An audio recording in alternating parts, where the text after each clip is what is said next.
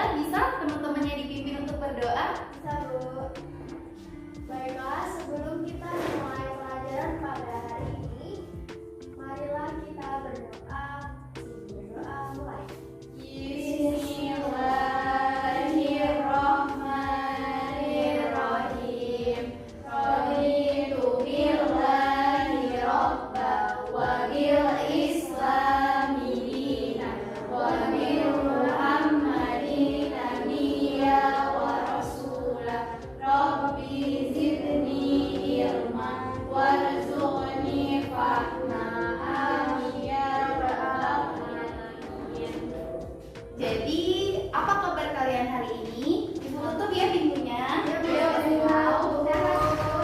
Adakah dari kalian yang tidak hadir, teman-temannya? Coba dicek. Ada. Baik. Nah, sebelum memulai pembelajaran, agar memantik jiwa nasionalisme kita menyanyikan dulu salah satu lagu wajib nasional, yaitu Berkibarlah Benderaku. Ibu mau minta tolong nih sama salah satu dari kalian yang mau nih untuk memimpin teman-temannya nyanyi. Siapa? Ayo.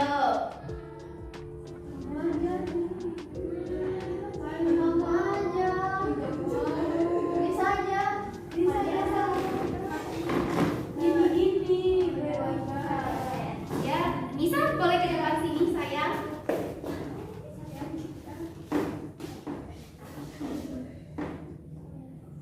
Ya. 1, 2, 3. Berkibarlah benderaku, lambang suci gagah perwira di seluruh pantai Indonesia. Kau tetap pujaan bangsa. Siapa berani menurunkan engkau, serentak rakyatmu membela. Sang merah putih yang meriah, berkibarlah selama-lamanya. Kita terima kasih ya Nisa. Baik, nah di sini siapa yang tahu mengapa sebelum memulai pembelajaran itu kita menyanyikan lagu nasional dulu sebelumnya? Ya, Ibnur, bagaimana? Menumbuhkan rasa cinta kita terhadap tanah air, Bu. Ya, benar. Terus siapa lagi? Terima kasih kepada Bapak, Bu. Benar. Ada lagi? Ya, bagaimana?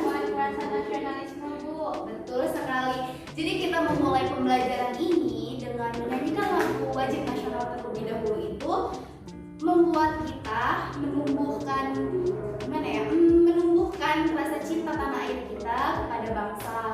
Kemudian juga menimbulkan rasa persatuan dari dalam diri kita. Nah, sebelumnya Ibu mau ngajak kalian yel-yel dulu. Nanti kalau misalnya Ibu bilang good morning everybody, how are you? Kalian jawabnya I'm fine. Oke? Oke. Mulai ya. Good morning everybody, how are you? I'm fine. Good morning everybody, how are you? I'm fine. Good morning and to me, good morning and to you. Good morning everybody, how are you? I'm fine. Pinter. Nah, selanjutnya kalau misalnya Ibu bilang kelas 4, kalian jawabnya rajin, kreatif, bersemangat. Yes, yes, yes. Tidak paham? Paham. Baik. Kelas 4, Rajin, kreatif, bersemangat. Yes, yes, yes. Nah, terima kasih. Kemudian, Ibu ingin bertanya kepada kalian. Kita akan mengaitkan pembelajaran pada hari ini dengan pembelajaran sebelumnya. Siapa di sini yang tahu apa itu keseimbangan? Sama berat, Bu. Sebentar ya, Ibu tulis dulu ya. Ya, Bu. Keseimbangan. Nah, apa itu keseimbangan? Apa, Adila? Sama berat di Adila. Adila Oke, nggak boleh berantem. Jadi Adela sama Ibnu jawabannya sama ya, sama berat. Ada yang lain? Tidak timpang. Benar, bisa jadi tidak timpang. Ada yang lain lagi? Tidak jatuh. Tidak jatuh. Oh, tidak jatuh karena dia sama berat tadi, bisa jadi. Jadi di sini keseimbangan itu semuanya jawabannya benar, yaitu sama berat. Nah, di sini kalau misalnya sesuai sama pembelajaran kita di tema 4 subtema 3 pembelajaran 1 itu ada berkaitan dengan alam. Nah, kalau misalnya Ibu tambahkan keseimbangan alam, apa itu keseimbangan alam? Keseimbangan yang ada di alam. Iya, boleh. Alam. Yang lain keseimbangan alam? Kondisi alam itu antara biotik sama abiotiknya itu seimbang. Betul, ada yang lain lagi? Apa nih? Keseimbangan alam itu seimbang antara alam dan makhluk hidupnya. Iya, benar. Ada lagi yang lain? Tidak ada lagi ya. Jadi keseimbangan alam adalah keadaan lingkungan kehidupan manusia yang berada dalam kondisi atau keadaan yang seimbang. Nah, dalam arti lain seimbang ini di mana antara kehidupan biotik atau makhluk hidup dengan lingkungannya itu seimbang. Jadi mereka tuh sama-sama saling berkaitan, saling memberikan manfaat dan saling menutupi kerugian. Nah, jadi tujuan dari pembelajaran kita ini yang pertama itu untuk mengetahui tentang pentingnya menjaga alam. Kemudian yang memberikan manfaat agar tidak rusaknya atau punahnya suatu sumber daya alam itu sendiri. Nah, di sini Ibu akan membuat kalian menjadi 2 kelompok. Yang pertama, kelompok ini terdiri dari 2 atau 3 siswa. Nah, kalian bisa membentuk kelompok masing-masing. Kita tepuk diam dulu ya. Jadi nanti liriknya itu kalau Ibu bilang tepuk diam, kalian jawabnya jika aku krok sudah tepuk krok, maka aku krok akan diam. Paham? Paham. Jika aku sudah tepuk, maka aku akan diam. Adela, tepuk diam. Jika aku Sudah tepuk. maka aku akan diam. Iya benar. Baik, di sini Ibu akan memberikan kalian lembar kerja peserta didik. Di sini kalian setiap kelompok masing-masing mengamati kenampakan hutan yang ada di Kalimantan. Nah, kalian bisa lihat kenampakan hutan di Kalimantan ini dari media pembelajaran yang sudah Ibu buat. Ini di sini warna hijau itu berarti adanya pohon dan warna putih seperti ini berarti menunjukkan hutan yang sudah gundul. Kok bisa gundul, Bu? Ya tadi karena tidak adanya keseimbangan alam. Mereka hanya bisa melakukan penebangan pohon, mereka hanya bisa melakukan kerusakan, tapi mereka tidak bisa melakukan penanaman kembali.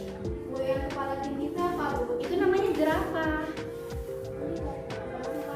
Kalau habis tidurin kan apa sanksinya, Bu? Nah, itu bakal kita bahas selanjutnya ya. Nah, jadi di sini kalian mengerjakan LKPD terlebih dahulu. Nah, kan di sini ada gambar hutan Kalimantan tadi kan, perubahan hutan Kalimantan seperti ini. Nah, nanti kalian bandingkan, lalu kalian isi pada diagram. Nah, selanjutnya kalian bisa menuliskan pada tabel ini tentang sumber daya alam, terus contoh kegiatan untuk menjaga kelestariannya. Nah, selanjutnya di belakangnya lagi ada kalian bisa menganalisis dampak pemanfaatan sumber daya alam yang tidak terkontrol. Misalnya seperti akibat dari pemanfaatan sumber daya alam yang tidak terkontrol ini, misalnya kalian penebangan pohon yang dilakukan secara terus-menerus. Nah, itu dampaknya seperti apa? Setelah menuliskan dampaknya, kalian bisa menjelaskan upaya-upaya apa yang dilakukan untuk pelestarian sumber daya alam tersebut. Sudah paham? Paham, Bu. Nah, jadi Ibu berikan kalian waktu untuk mengisi ini. Ini untuk kelompok 1 dan 2 ya.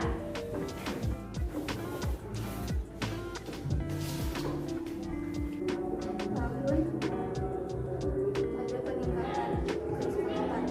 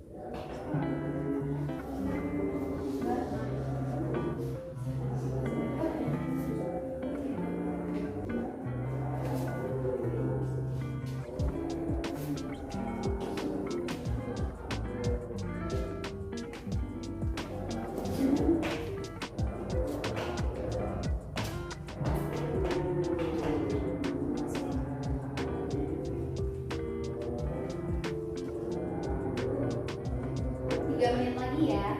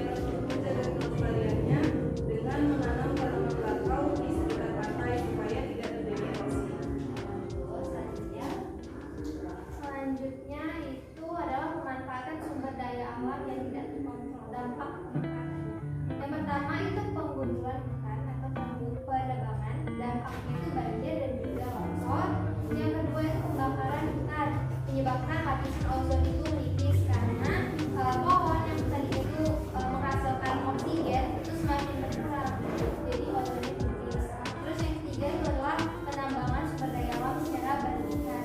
Akibatnya sumber daya alam itu menjadi habis. Terus upaya-upaya yang dapat dilakukan untuk pelestarian sumber daya alam. Yang pertama itu melakukan reboisasi. Yang kedua itu tidak menebang pohon secara liar atau berlebihan. Dan yang ketiga itu menggunakan sumber daya alam secukupnya. Baik, betul sekali. Bisa beri tepuk tangan untuk kelompok yang sudah maju. Baik, terima kasih. Bisa kembali lagi ke tempatnya. Baik, Bu. Terima kasih. Ya, Bu.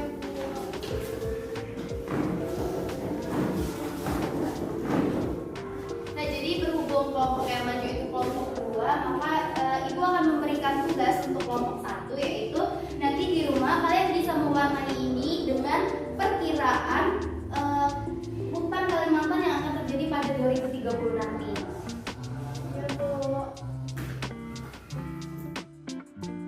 Nah, jadi seperti yang kita ketahui bahwa dampak dari kerusakan hutan itu yang pertama ada perubahan iklim dan pemanasan global. Kemudian kepunaan nasib berbagai spesies hewan dan tumbuhan. Jadi kalau misalnya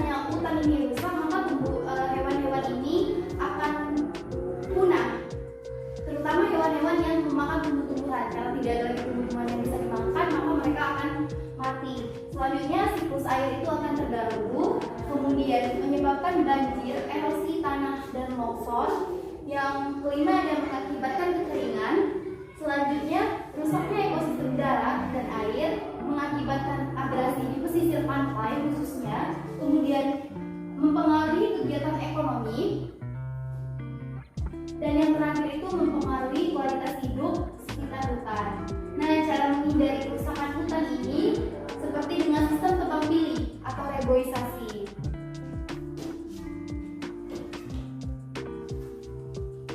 Nah, jadi apa kesimpulan dari pembelajaran kita hari ini? Ada yang tahu?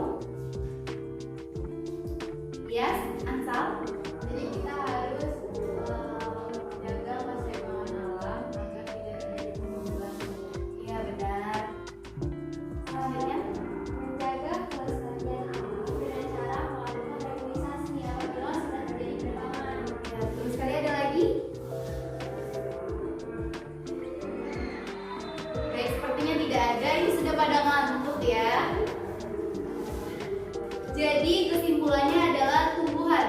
Dari tumbuhan itu bisa membantu untuk menjaga lingkungan. Maka dari itu kita harus menjaga tumbuhan, khususnya tumbuhan di sekitar kita. Tidak usah jauh-jauh ke hutan ya.